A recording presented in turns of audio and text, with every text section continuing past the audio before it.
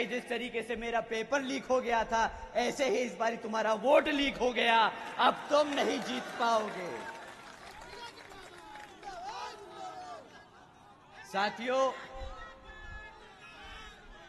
साथियों, आज देश की इतनी बुरी हालत हो चुकी है कि आज 30% पढ़ा लिखा युवा भी बेरोजगार घूम रहा है। आज 3 में से 1 युवा बेरोजगार है।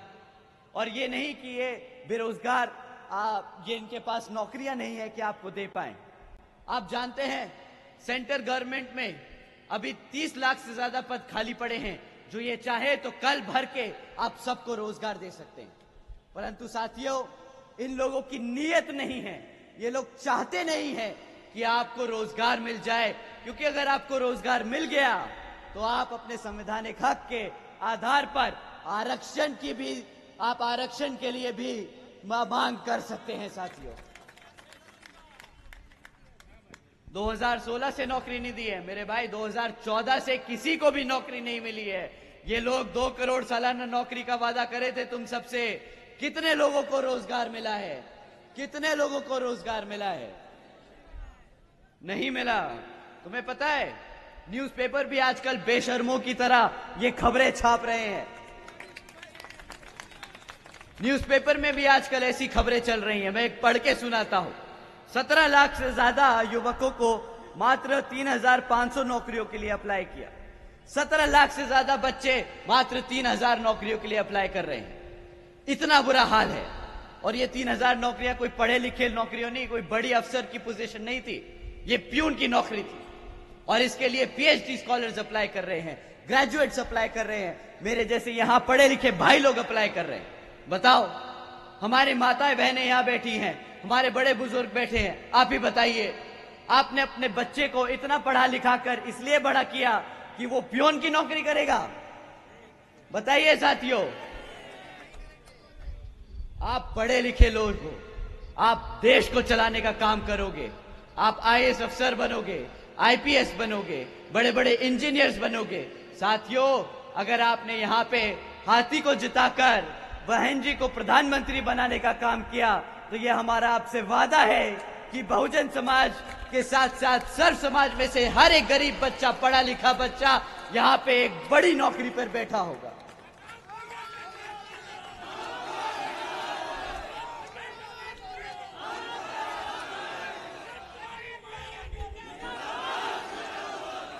परंतु साथियों, अगर आदरणीय प्रधानमंत्री जी की बात माने तो वो रोजगार नहीं दे पाए, सरकारी नौकरी नहीं दे पाए, प्राइवेट सेक्टर में रोजगार नहीं दिला पाए, तो वो पलट के क्या बोलते हैं हमारे युवा साथियों से कि भाई पकोड़े तलने को भी तो रोजगार कहते हैं। मुझे माफ करना, बोलते वक्त भी शर्म आ रही है। पकोड़े तलने को भी अगर रोजगार कहते हैं, तो अगर ये गलती से सत्ता में दोबारा आ गए तो कटोरा थमा के बोलेंगे भीख मांगने को भी रोजगार कहते हैं। तो अगर आपको भिखारी नहीं बनना, अगर आपको पढ़ा लिखा एक इंजीनियर, एक इज्जतदार नौकरी करनी है, तो साथियों समय आ गया है। ये जो कमल का फूल खिला है, आप सब जानते हैं कमल का फूल कहां खिलता है? साथियों, ये इसलिए तरक्की कर रहा है क्योंकि इसने भारत को कीचड़ बना रखा है। समय आ गया है, इस कमल के फूल को उखाड़कर, जलाकर फेंक दीजिए और अपने भारत को दोबारा से एक तरक्की की और प्रगति की ओर ले चलिए। साथियों,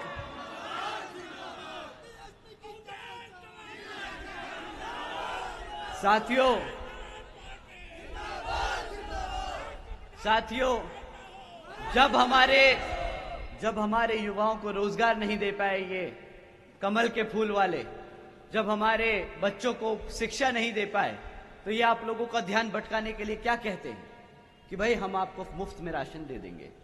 अब बताइए, इतनी पढ़ाई लिखाई कर कर, इतनी मेहनत कर कर भिखारी बनाने के लिए ये सत्ता में बैठे थे हमें। अब आप ही बताइए साथियों कि ये कोई गर्व की बात है कि 140 करोड़ की भारत की जनता में अगर 80 करोड़ जनता को इन्होंने मुफ्त की राशन की स्कीम में डाल दिया, तो ये कोई गर्व की बात है? बताइए, 80 करोड़ जनता को बना दिया ना भिखारी और गरीब। गलत है साथियों। जब ये आपसे ये बोले ना कि 80 करोड़ जनता को हमने मुफ्त में राशन दिया है, तो इनसे पूछिएगा तुम कितने अनपढ़ हो सकते हो कि तुम ऐसी बात पे गर्व कर रहे हो, ऐसी बात का प्रचार कर रहे हो जिससे हम सबको, पूरे दुनिया को पता चलता है कि आधा भारत आज गरीब और भिखारी बन चुका है। साथियों, अगर 2014 में जो इन्होंने वादा किया था कि 2 करोड़ नौकरियां देंगे, तो आज ये शायद हमें दिन नहीं देखना पड़ता। आप जानते हैं साथियों कि ये 80 करोड़ जनता को जो मुफ्त में राशन देते हैं, इसकी कीमत आप लोग क्या चुकाते हैं? आप जानते हैं आपको क्या कीमत चुकानी पड़ती? आपको ये महीने का कितने का राशन देते होंगे साथियों? बताइए। 200 रुपया, 200-300 रुपया, 100 रुपए? अरे भाई, ईमानदारों की सरकार है, ऐसे कैसे बोल सकते हो कि 100 रुपए? 1000 रुपए का राशन देते हैं तुम्हें, 1000 रुपए का। बहुत ईमानदार, बहुत ही ज्यादा ईमानदार हैं। ठीक है, तो 1000 रुपए के हिसाब से भी गुणा लगा लेते हैं, गणित लगा लेते हैं। ठीक है, तुम्हें साल का 12,000 रुपए से राशन तो ज्यादा से ज्यादा का नहीं देते होंगे। 12,000 से ज्यादा रुपए का राशन तो नहीं मिलता होगा ना? अगर क्लास 4 की नौकरी लगी होती तो कितना कमाते महीने का? 25,000, 20,000 रुपया। साल का कितना हुआ? 2 से 2.5 लाख रुपया कम से कम कमाते तुम। 12,000 का राशन देके तुम्हें 2.5 लाख का चूना लगाते हैं ये लोग। भाई अब बताइए, ये लोग कहते हैं इसको गुजरात मॉडल।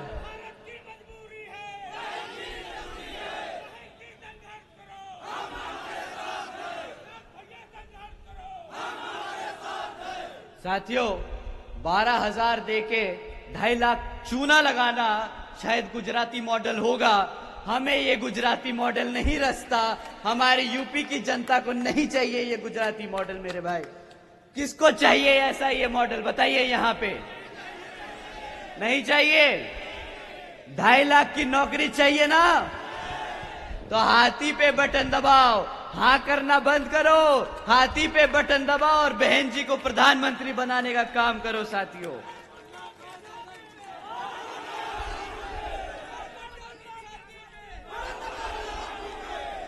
साथियों,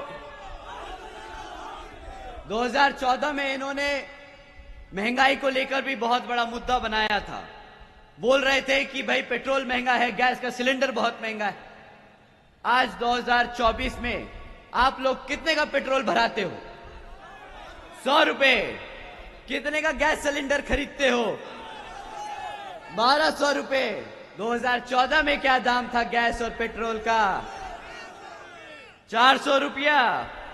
अब आप मुझे बताइए कि जब पेट्रोल 60 रुपए से 100 रुपया हो गया, गैस सिलेंडर 400 रुपये से 1200 रुपये हो गया, अब इनके मुंह से भाषण में महंगाई के लिए क्यों एक शब्द नहीं निकलता है? घोटाला है। अरे ईमानदारों की सरकार है, घोटाला मत बोलो मेरे भाई, घोटाला मत बोलो। ये लोग पहले आपको बताते हैं कि भाई हम आपकी महंगाई कम कर देंगे, फिर आपका वोट भी चुरा लेते हैं, आपसे नौकरियां भी छीन लेते हैं, आपको बदले में मुफ्त राशन देते हैं। अब ऐसी सरकार को क्या बोलेंगे बताओ? चोर, चोर।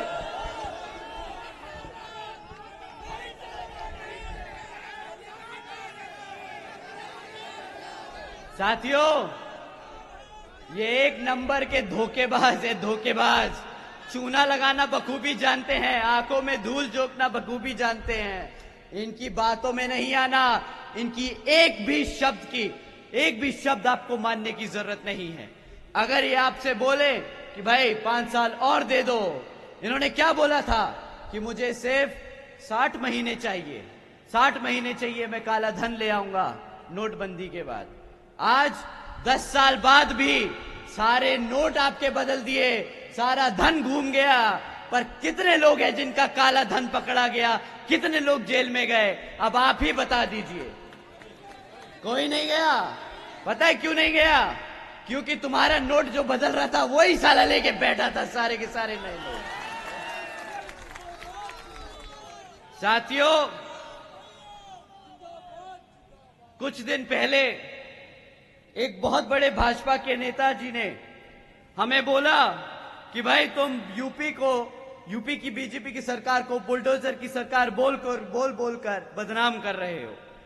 यूपी में बीजेपी की सरकार ने जनता के लिए इतने सारे काम किए, तुम अगर अपनी आंखें खोल के देखोगे तो तुम्हें पता चलेगा कि यहां पर कितनी तरक्की करी है यूपी ने। यूपी की सरकार तरक्की की सरकार है। उन्होंने ऐसी हमें सलाह दी तो हमने उनकी सलाह मानी। वो बड़े नेता हैं, प्रधानमंत्री के पद पे बैठते हैं, तो उनका कहवा क्यों नहीं मानेंगे हम? तो हमने समझा ठीक है भाई, अगर बीजेपी के नेता ये चाहते हैं कि उत्तर प्रदेश की सरकार बुलडोजर की सरकार नहीं है और हम उसको बुलडोजर की सरकार ना कहे और हम अपनी आंखें खोल के देखें कि यहाँ यूपी में कितनी तरक्की हुई है, तो हमने वही किया।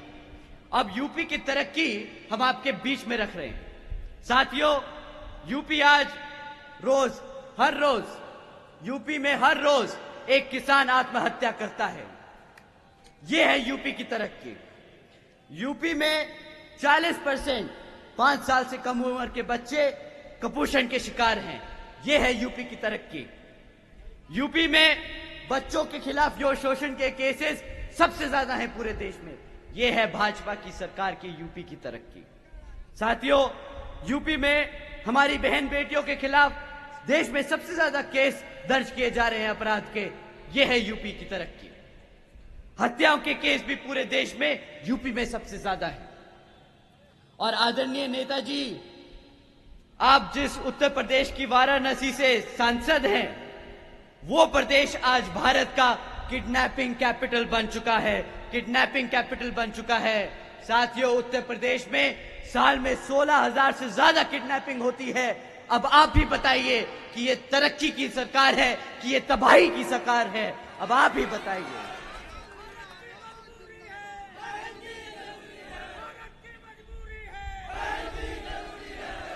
साथियों,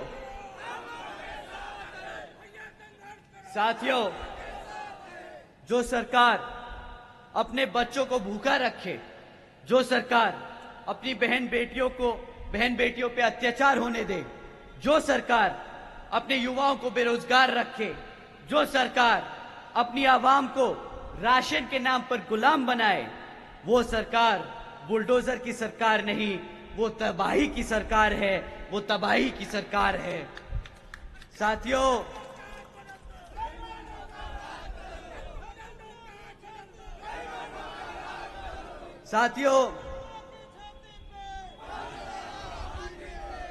जिस तरीके से बीजेपी की सरकार चल रही है ना, वो दिन दूर नहीं जब पूरा देश नहीं पूरी दुनिया इनकी तुलना तालिबान की सरकार से करने लगेगी, तालिबान की सरकार से करने लगेगी। ये लोगों की सरकार तबाही की सरकार है, ना कि तरक्की की सरकार है।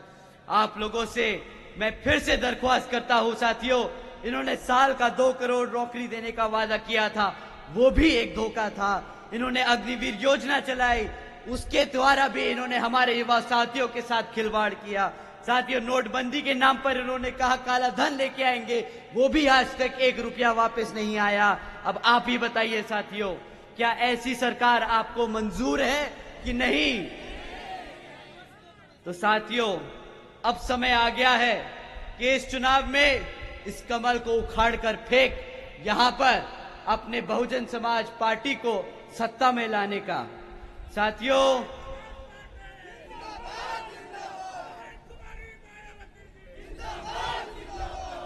साथियों, इसी तरह समाजवादी पार्टी भी आप लोगों के बीच में आकर आप लोगों से वोट मांगने का काम करेगी।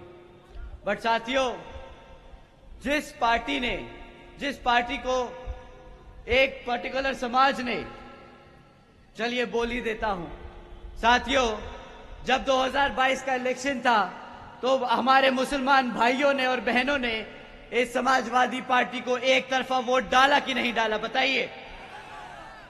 परंतु साथियों, जिस समाज ने इनको एक तरफा वोट डाला, आज उसी समाज पर जब अत्याचार होता है तो उनके खिलाफ इनके मुंह से एक चू नहीं निकलती है। अब यह भी सच है कि नहीं, आप भी बता दीजिए साथियों। परंतु जब रिजर्वेशन इन प्रमोशन के खिलाफ राज्यसभा में, जब रिजर्वेशन इन प्रमोशन का बिल राज्यसभा में प्रस्तुत किया जाता है तो इसके खिलाफ ये लोगों के हाथ और जुबान सबसे तेज चलती है और ये उस बिल को फाड़ने का सबसे पहले काम करते हैं। साथियों, अब आप ही बताइए, क्या ऐसी पार्टी को सत्ता में रहने का अधिकार है कि नहीं? साथियों, चोर है चोर है।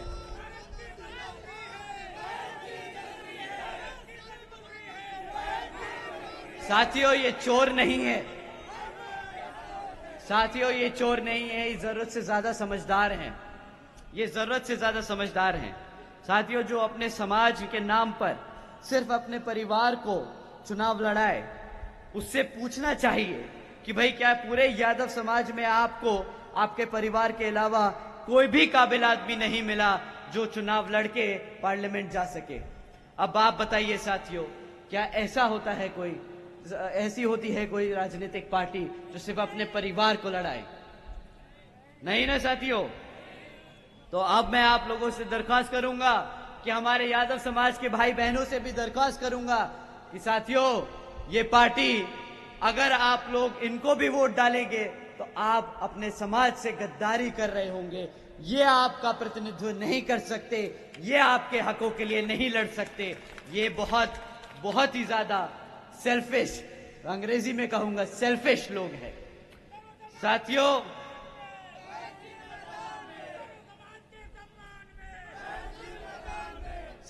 इसी की तरह कांग्रेस की पार्टी भी आप लोगों के बीच में आकर वोट मांगने का काम करेगी। परंतु साथियों, ये लोगों को 60 साल से ज्यादा सेंटर की सत्ता में रहने का मौका मिला, परंतु 60 सालों में इन्होंने हमारे बहुजन समाज के लिए आज तक एक भी काम नहीं किया है। पर अब जब इनका अस्तित्व खतरे में है तो ये लोग बोलते हैं कि हम हमारे सभी SC, ST, OBC व पिछड़े समाज को आरक्षण देने की पूरी कोशिश करेंगे। साथियों, आपको बस इनसे एक ही सवाल पूछना है कि भाई तुम जो भी वादे कर रहे हो, तुम पहले वो वादे जहां पे तुम्हारे राज्य की सरकार चल रही है वहां पूरे करो, फिर यहां पे आना और फिर उत्तर प्रदेश में हमारे बहुजन। नमस्कार, मैं हूं मानक गुप्ता। अगर आपको हमारा ये वीडियो पसंद आया हो तो इसे लाइक और शेयर जरूर करें और हां, हमें सब्सक्राइब और फॉलो करना ना भूलें ताकि आप देश और दुनिया की कोई खबर मिस ना करें। तो जुड़े रहिए हमारे साथ और देखते रहिए न्यूज़ 24।